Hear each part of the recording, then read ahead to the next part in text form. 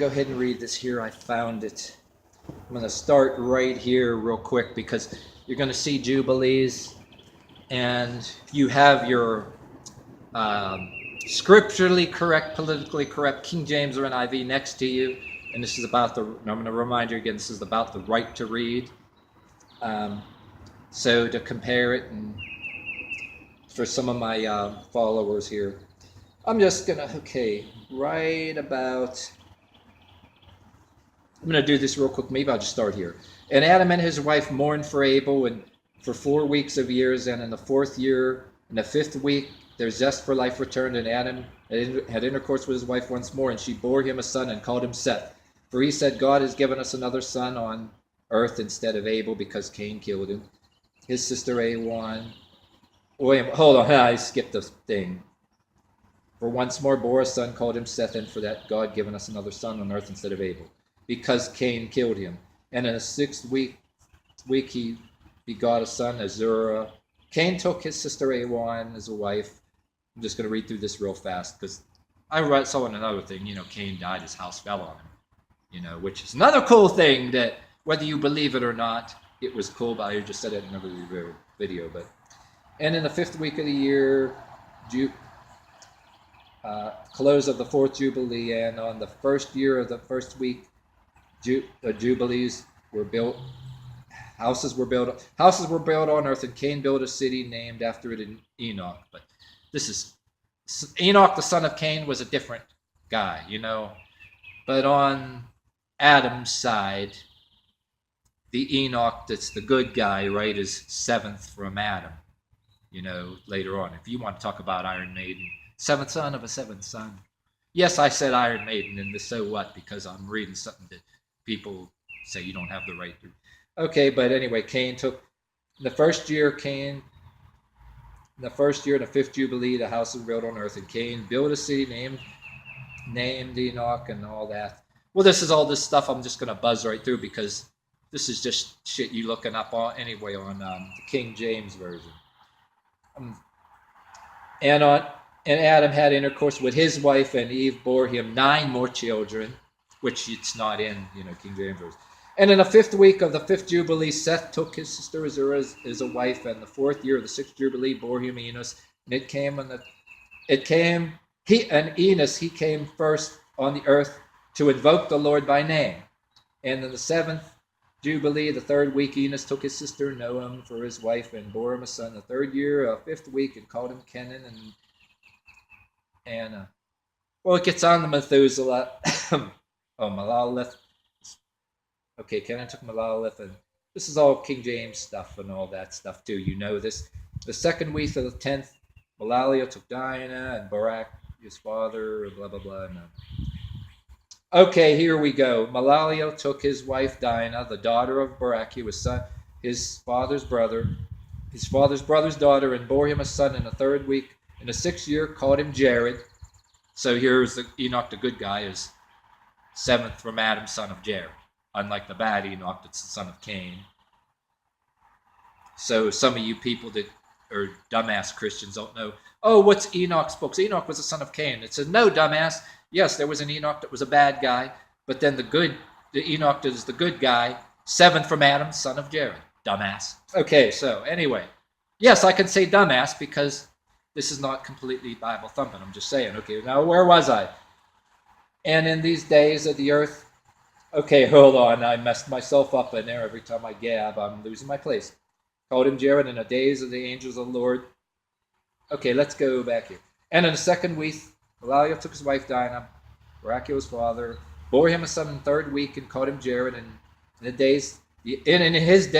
Jared's days, the angels of the Lord, those who were called watchers, came down to the earth to teach men to do what is just and right on earth. Well, I guess. But then in some of them, the Nephilim come down and did some things wrong. So some scriptures say, in the Books of Enoch later, they were taught to do wrong. But then some of them, like in Books of Enoch, they were taught bad things, and these angels bore giants and all that. And how come, right while I'm on the subject too, how come you got 2 different King James versions? It'll say in the words, the Nephilim, right? And they're both King James version. And then one version of the Bible will say, yeah, these angels came down, they were men of renown. Okay, because, you'd have to pick up, because I used to be in churches younger. I think they both happened. There were some that were supposed to be good guys, maybe.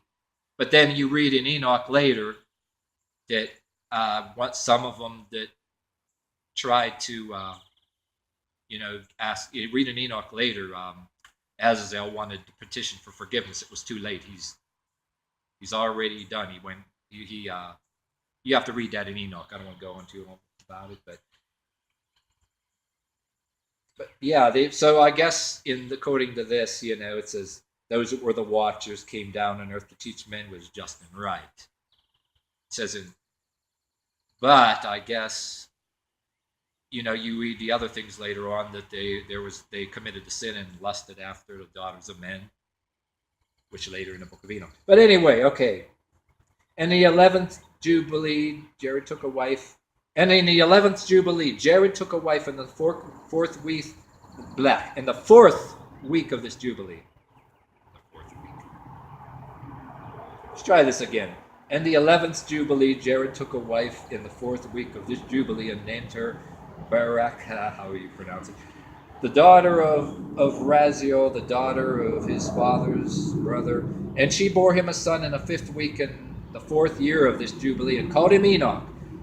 And he was the first among men on earth to learn to write and to acquire knowledge and wisdom. And he wrote down a book in detail about the signs of heaven, according to the order of their months, that men might know the seasons of the years according to the order of their several months. And he was the first to write a testimony, and he warned the sons of men about what would happen in the future generations on earth, and recounted the weeks of the Jubilees, and he made known the days and the years, and set forth the order of months, and recounted the Sabbaths of the years, just as he made them known to him.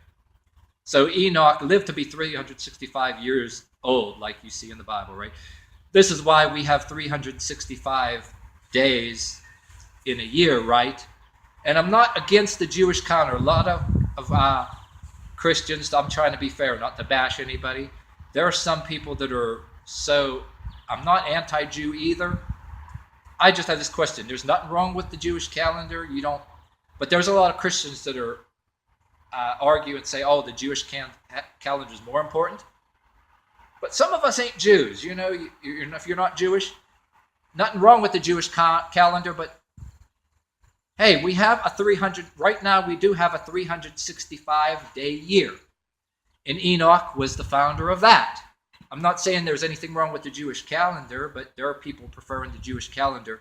You're not even really Jewish, you know what I mean? But, okay, yeah, so if you read Enoch, there's a whole chapter in the Books of Enoch that's the 365. Yeah.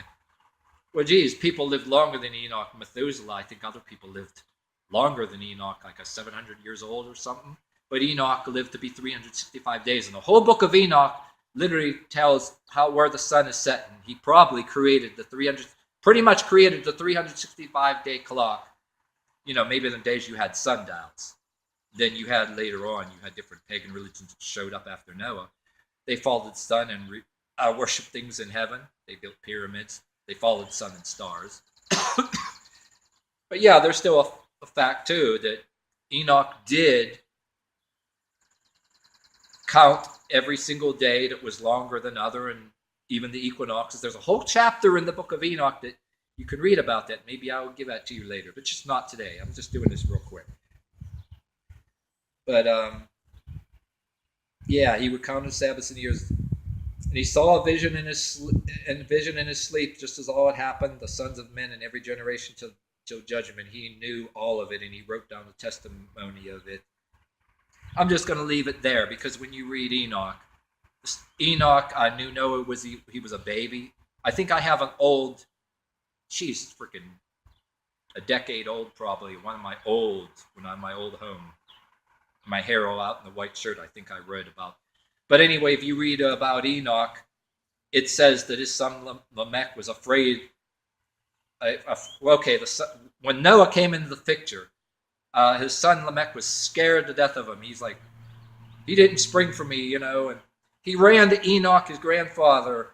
Oh, I'm scared shitless. This baby's creepy. He's showing bright, like he don't look like he came from this world. I'm scared. And he's all of a sudden speaking the name of the Lord.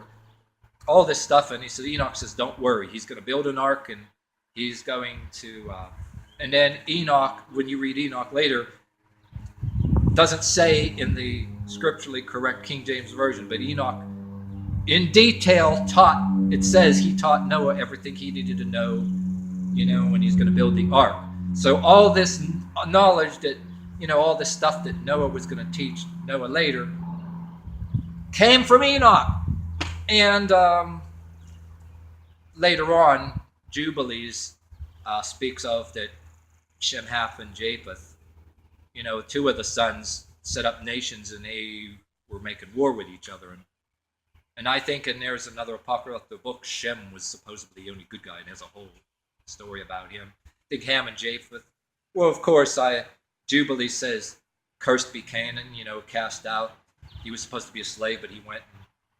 Jubilee said, did he become, I think, founder of, Ur of the Chaldees and all that, and Tower of, and all that stuff. A whole bunch of, stuff that you can read all day about. I'm just going to leave it right here. Just remind you, this is a did you know thing, Not to be a Bible thumper. You're right to read and to not read. So that's where I stand on things, what I'm saying?